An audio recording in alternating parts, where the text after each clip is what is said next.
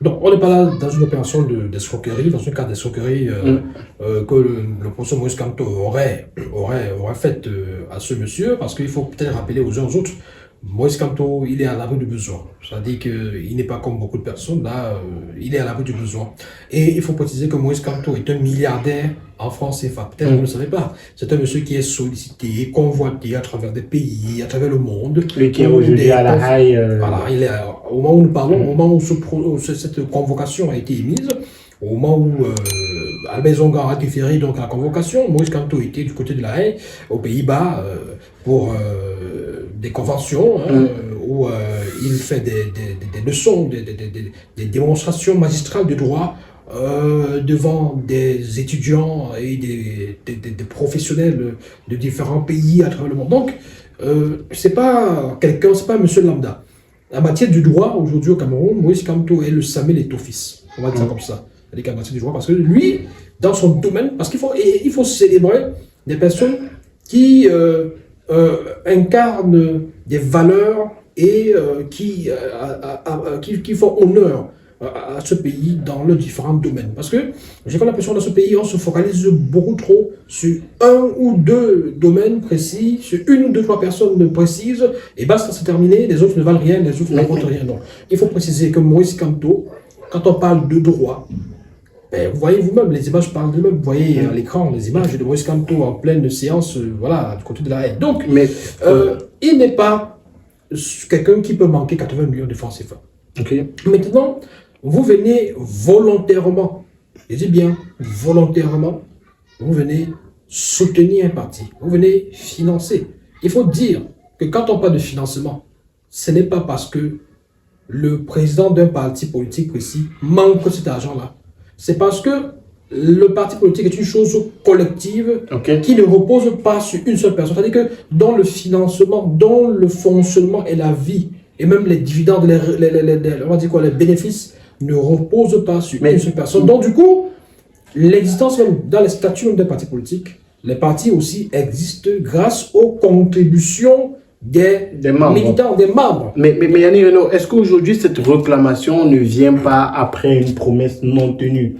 Parce qu'on prenait l'exemple tout à l'heure, on le sait, en politique, tout fonctionne avec des promesses. Quand je serai président, tu seras ministre. Quand je serai président, tu seras sous-préfet, tu seras gouverneur. Est-ce qu'aujourd'hui, il n'y a pas une promesse qui n'a pas été tenue par le professeur Maurice Kamto, d'où cette réclamation? Oui, mais vous savez, la vie, c'est un peu, de façon globale, la vie dans toutes ces sphères fonctionne un peu comme ça. Quand vous faites la cour, à une demoiselle, vous lui dites que quand vous serez ministre de la communication, ou alors quand vous serez milliardaire, vous allez l'épouser et tout ça, bon, ce n'est écrit nulle part, malheureusement, pour elle. Donc, ça ne saurait en aucun cas constituer une sorte de délit quelque part. Si vous ne l'épousez pas? Oui, voilà. Ça ne peut pas être considéré comme de la malhonnêteté. Ça relève de la promesse. Si ça constitue... Est-ce que ce n'est pas de la malhonnêteté? Si ça constitue une violation d'un code pénal, vous me dites, tout simplement. Parce qu'en fait, nous sommes dans un cas... Moi, je pense que ce monsieur fait le buzz. Et il sera connu grâce à nous, grâce à ceux qui en parlent. On va... écoutez, les projecteurs seront embarqués sur lui. Ce monsieur qui a financé le MRC, ce monsieur sans qui le MRC ne devait pas exister, ce monsieur qui a donné la vie au MRC. Non, voilà, en fait, moi je dis ça, c'est des clichés que beaucoup de personnes vont désormais retenir. Voilà ce que les gens veulent retenir maintenant, c'est ça. Voilà, sans lui, le MRC ne devait pas exister. Or, on parle de quelqu'un qui, librement, parce que je dis et je répète, il s'agit d'un financement libre. Vous savez, c'est quelqu'un qui est venu, qui a dit je vais, ok, je vais. Et quand vous soutenez ce type d'activité, quand vous êtes dans une logique de parti politique que vous soutenez, vous n'attendez pas d'être remboursé par la suite. Peut-être là, au niveau des retombées, oui, bon. Des postes en signe de récompense.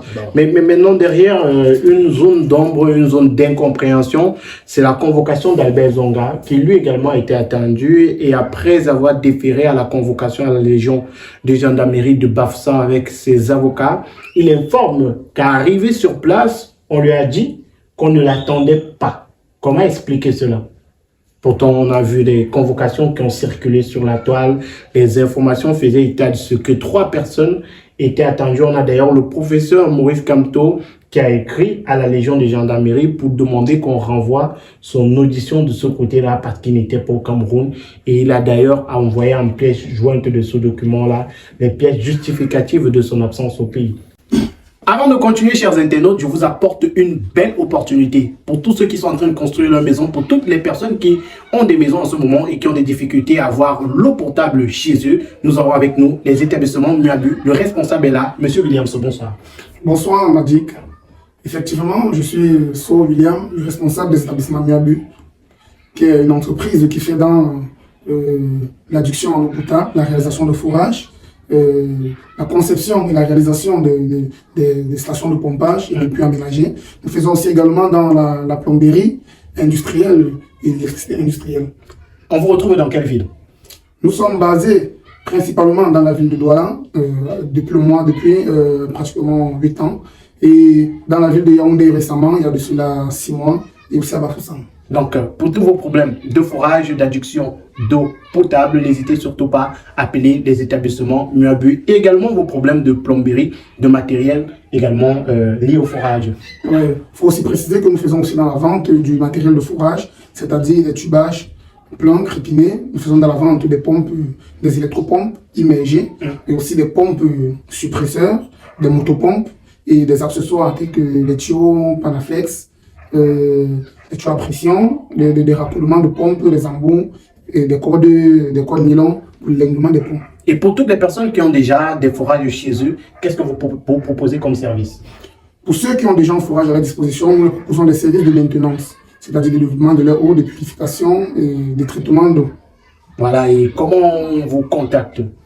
Vous pouvez nous contacter via mon numéro de téléphone, MTN 670 83 23, qui est également notre numéro WhatsApp, via Orange par le 698 60 65 52 et via notre compte Gmail, muabuforage@gmail.com. On va répéter les contacts pour ceux qui nous regardent.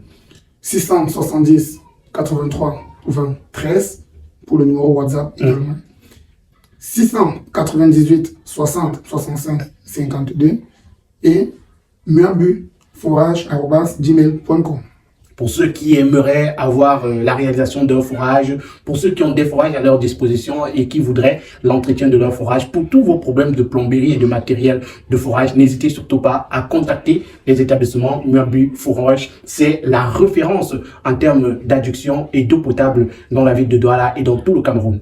Ben, vous comprenez tout simplement que nous sommes là dans un jeu, dans un véritable jeu où il est peut-être question de ternir l'image d'un potentiel vainqueur de l'élection présidentielle. Un potentiel vainqueur est un potentiel perdant. C'est dans les deux sens. Oui, j'ai préféré... vous savez, on ne prend pas des exemples au hasard. Ouais. Je ne voulais pas parler d'un potentiel vainqueur.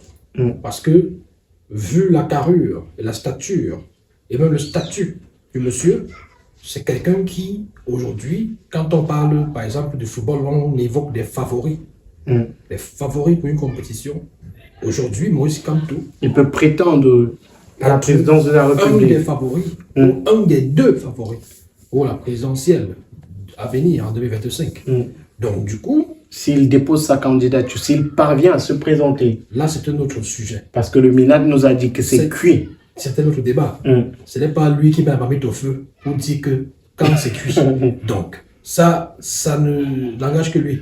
Quand il fait ses sorties, il ne maîtrise pas suffisamment le droit mieux que Maurice Kamto, qui peut lui enseigner le droit et lui dire si oui ou non c'est cuit ou pas.